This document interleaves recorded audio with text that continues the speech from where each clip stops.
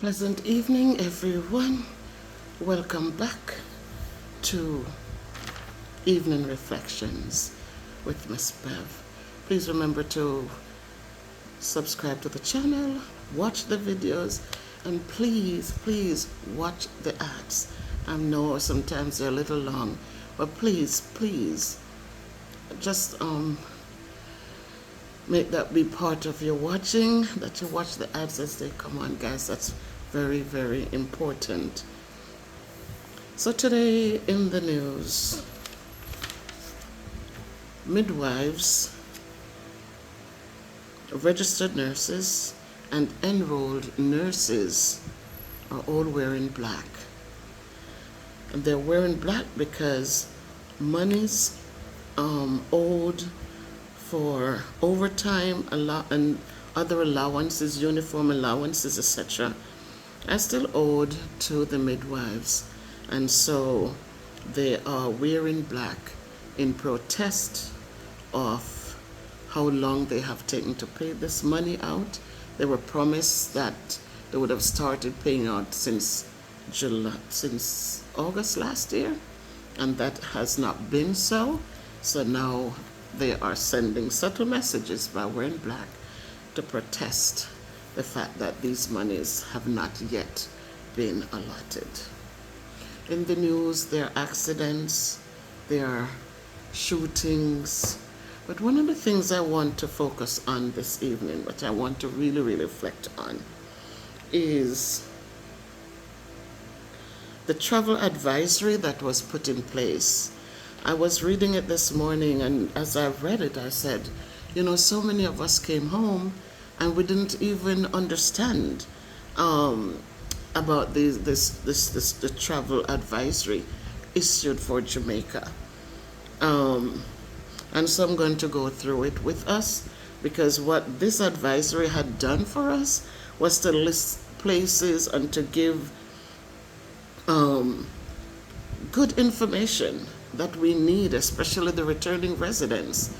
If you return from a country that you are a citizen, you understand that something goes on. You're still a citizen for that country, even though we still consider our birthplace our home. But when we have citizenships for America or Canada or England, something goes wrong. They can put things in place to support us wherever we are.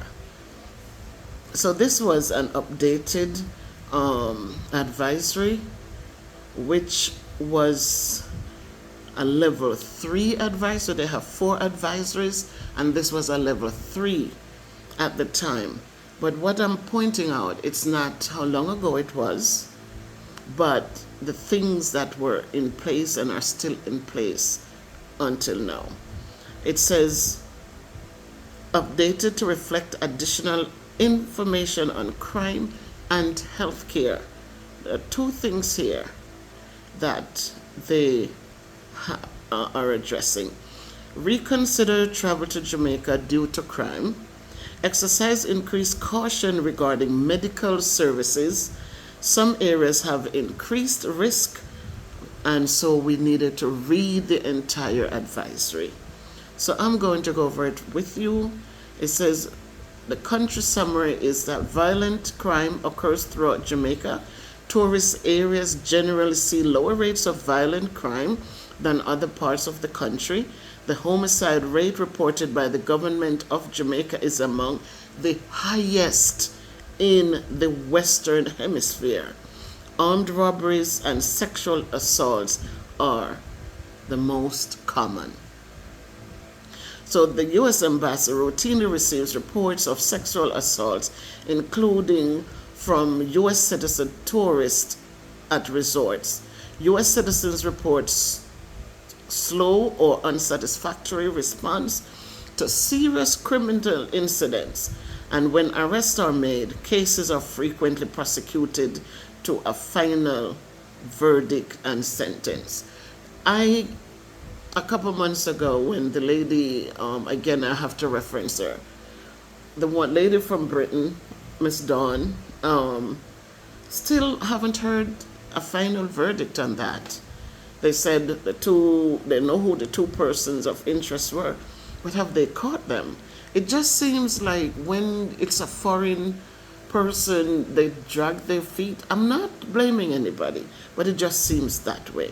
Because when I go in and I Google to find out the outcome of things, there's nothing there. There are no updates. There's nothing. So when these things have happened, the United States citizen says it's a slow response to these incidents and sometimes unsatisfactory responses to the incidents. U.S. citizens should not expect the same level of health care available in Jamaica as is available in the United States. A lot of us have gone abroad and we have seen how easy it is to access different types of health care. And when we come here to Jamaica, things are so totally different. I'm not saying I lived here in the 60s, 70s, I left here early 80s. I have lived abroad more years than I've lived in Jamaica. And so the experiences I've had is just quite interesting. And I'm sure for those of you watching who are returning residents who have left Jamaica many, many, many years, but always wanted to come back home during their time of retirement, I'm sure you also come back to the understanding that there's a lot here that a lot that is not going to be available to you when you return to Jamaica. So here it is telling us that this includes generally lower levels of emergency service. Again, when you look at the resources, we took a person to Savlamore Hospital one night, and we went there, and the lady, this was the emergency room, and she had a roll of tape, and she was just reeling it and sticking pieces around on the table, I guess to prepare for if an emergency comes in. And you look around in the emergency area, and believe me, there wasn't much in there. There wasn't much of anything in there. I'm looking as if a kid coming with an asthma attack. Maybe things have upgraded now, but back then I said, my goodness, if a kid comes in with a real emergency, how do they get care? Do they really get a treatment? You didn't see much of anything.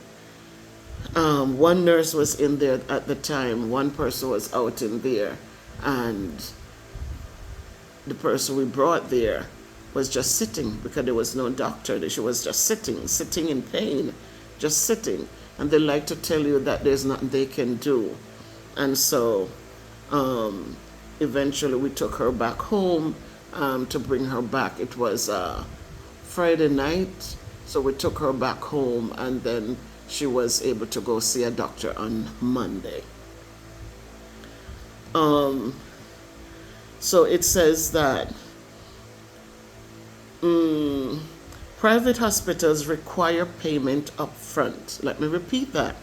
For those of you listening, there were situations where we had a man who died at the Sangsters International Hospital. That's enough. And we were thinking, ambulance wanted money before they could come and touch him, which is true. It's right here. So we have to expect that. Who knew? Who knew? You thought it was care first and then talk to them about money. But no, it's listed right here in the Jamaica travel advisory. It's telling us that private care, you're not going to have much at the emergency setting. And primary and private hospitals require their payment up front before admitting patients, and they may not have the ability to even provide specialized care. So you're going to pay all that money, and then you get there and think that, okay, my family member will get care, and it might not be so, because they might not be able or have the ability to provide specialized care. Ambulance services are not always staffed with EMTs or always readily available, especially in rural areas. United States citizens should bring extra prescription medication, as common medications such as insulin can be difficult to obtain. And this is not 1990, guys. This is not 2020 or 2021 or 22. This is created July 2024. I said I know it's a little outdated, but for today, March 6th, I think that many of us did not know this information, because I didn't know the information. And this is why I decided to talk about it tonight, to make sure that everyone can get an idea that this is necessary. Please remember to subscribe to the channel, leave a comment, tell me what your thoughts are so far as to what is being said about medical care. We also know that they said it's best for you to obtain traveler's insurance, including medical evacuation insurance, before traveling, because the Department of State does not pay medical bills. If something happens to you, so United States Medicare, Medicaid does not apply overseas. Most hospitals and doctors overseas do not accept United States health insurance.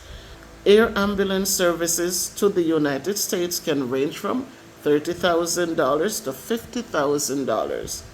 So keep these things in mind as you relocate to Jamaica, as you visit Jamaica, so that you are not caught up with these surprises if emergency do come. Do not attempt to bring, if you decide to travel to Jamaica, they tell you what you shouldn't bring, and everybody should know that. You shouldn't bring firearms or ammunition, because the penalties for carrying firearms and or ammunition, even inadvertently, even if you say, oh, I didn't even know it was there, oh, I forgot to remove it, they are severe and can include lengthy prison sentences. You don't want to get caught up in Jamaica in a prison cell unnecessarily. It tells you now, it's telling you now to avoid walking or driving at night. Avoid public buses. Avoid secluded places or situations. Do not physically resist any robbery attempt. Be aware of your surroundings and keep a low profile. So one of the things that had gotten my attention was the off-limits locations for the United States Embassy personnel throughout Jamaica, because the U.S. Embassy personnel, they're prohibited from traveling to certain areas due to crime, right? So if you need help, they're not going to be able to come to you. Additionally, U.S. Embassy personnel are prohibited from using public buses and from driving outside of prescribed areas of Kingston at night. The off-limit zones for U.S. Embassy personnel within each parish are listed below. So these are some of the areas, and even if it's not the U.S. Embassy personnel, you as a person should also think about this. And they say you come, stay at your hotel, don't start, you don't know people, but you're going places. Some of you want to go some the good reefer, so you end up. But be careful, don't compromise yourselves to dangers unnecessarily. So in St. Anne's, there's a Stair Town and the Buckfield neighborhood near Ocho Rios. Look at that, near Ocho Rios. Steer clear from that. The U.S. Embassy personnel cannot go to that area. St. Catherine's Parish, Spanish Town, Central Village, areas within Portmore including Nago Head, Newland, Old Brayton, Portmore Lane, Gregory Park, and Waterford. They're prohibited from traveling those areas. Clarendon Parish, all of Clarendon Parish. Can you imagine that? Except passing through Clarendon using the T1 and A2 highways. Wow. St. Elizabeth's Parish Vineyard District community between the communities of Salt Spring and Burnt Savannah, St. Elizabeth. Hanover, Logwood and Orange Bay, St. James, inland side of the A1 highway, and the Queens Drive from San to Harmony Beach Park. Wow. Kingston and St. Andrew, they can go to Cassava Peace, Duhaney Park, Grants Pen, Standpipe, Swallowfield, Elliston Flats, Augusttown, and downtown Kingston, defined as between Mountain View Avenue and Hagley Park Road, and south of Halfway Tree and Old Hope Roads.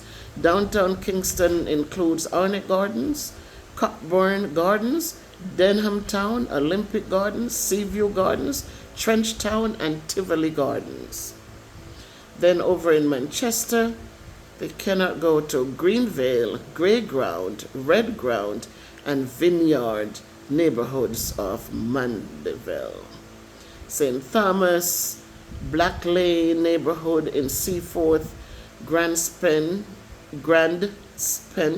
Church Corner neighborhood near Yellas, town of Yellas, except when driving through on the main highway. Then we also have in Trelawney, Clarkstown. Westmoreland Parish, they can go to Russia community in Savlamar, that is the southeastern quadrant of Savlamar, east of Darling Street and south of the A2 highway, Barracks Road. Morgan Bay, Kings Valley, the Whitehall Betheltown, and Red Ground neighborhoods of Negril. It says, if you do decide to travel to the above listed do not travel areas, please visit the website for travel to high risk areas. So again, we have 4 travel advisories: exercise normal precautions, exercise increased caution, reconsider your travel, and do not travel. This that I'm telling you is on the do not. Sorry, this is your travel advisory. I'm sorry. That's a travel advisory. And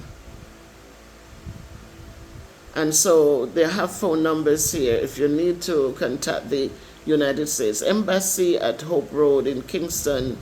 Then you have a number. You have numbers here: 876-702-6000.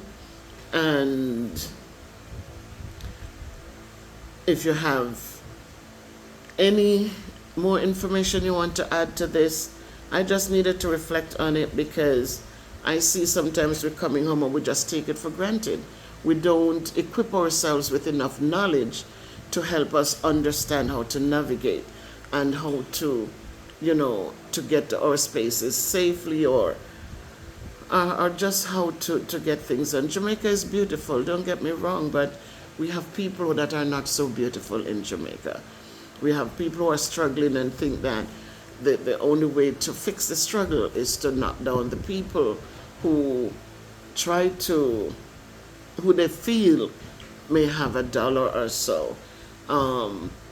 Sometimes I wish they knew and understand that many people today are not traveling with cash on them.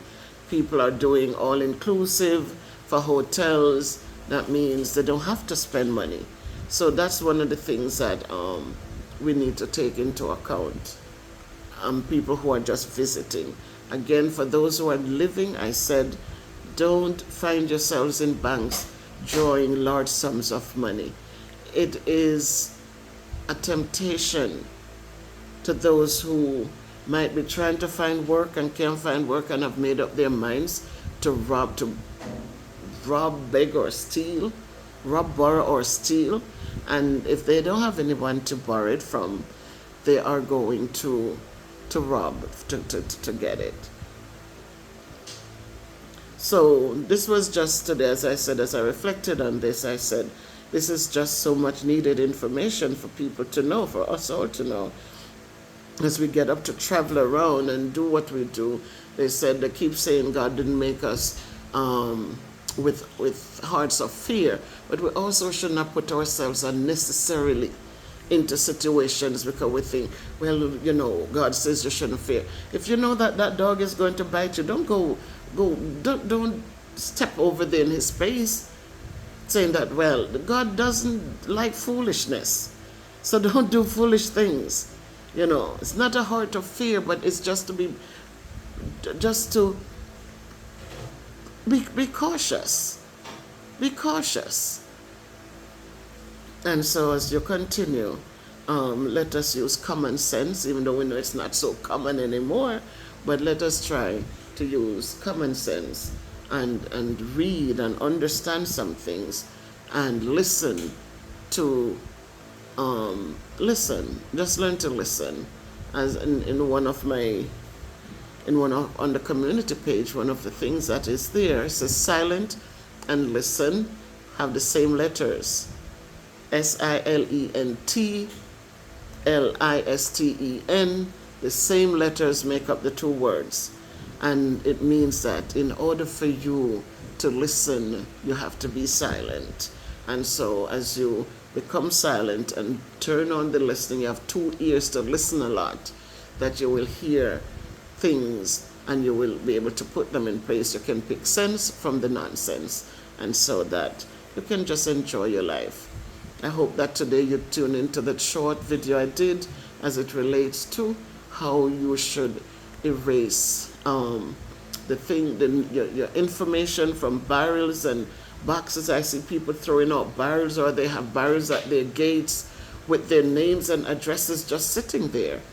And so I wanted you to know that, I wanted you to add to it that the dry erase markers writing over the letters on the container will take out the permanent marker.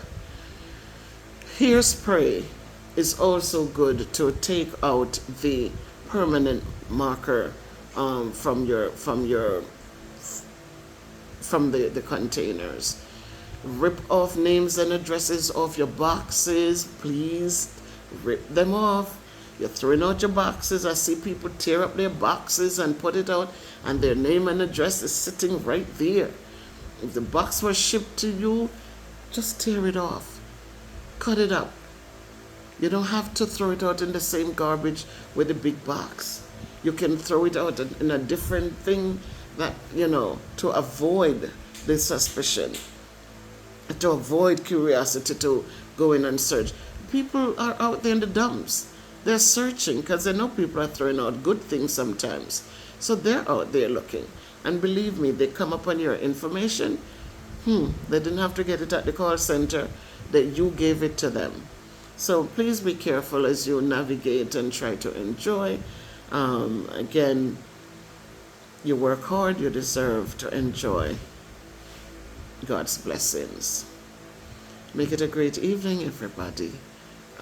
Please remember to watch the advertisements in each video. That's how you will support your lady, Miss Beth.